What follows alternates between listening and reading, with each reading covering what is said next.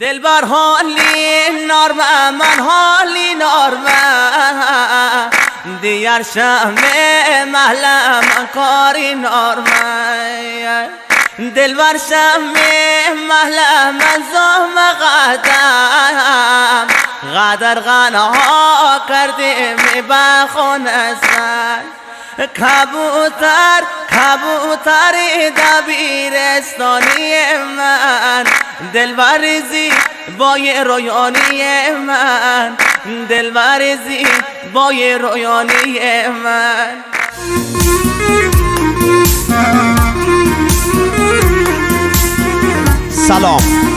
سلام بر تمامی مازندرانی های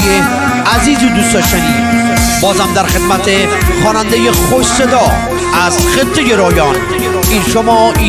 مازیار تونی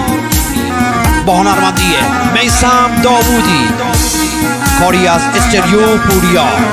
دلبرتی حال روزدار و خبر مشناسم بیت تو یاری دیگر تکلف در اصلا می ناز گردن انی باشه و دو روزی مردن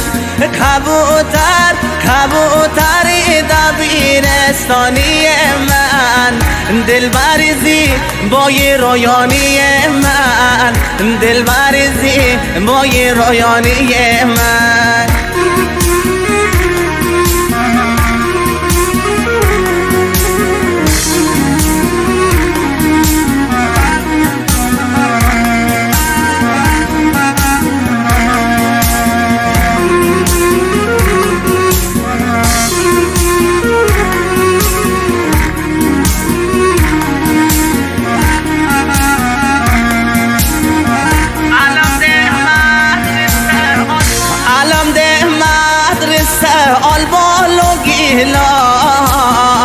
ساعت 7:30 بشونی کلاس سر قسم دم حضرت عباس دلبر قبول بابو می پشتون راست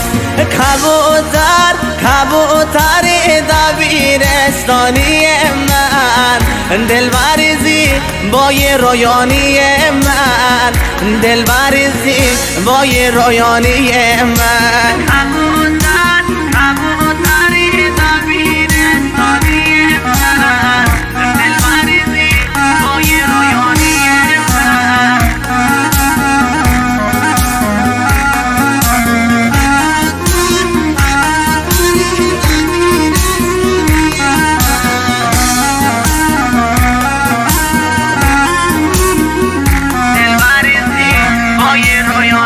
رویان دی خاک غرق خون ببینم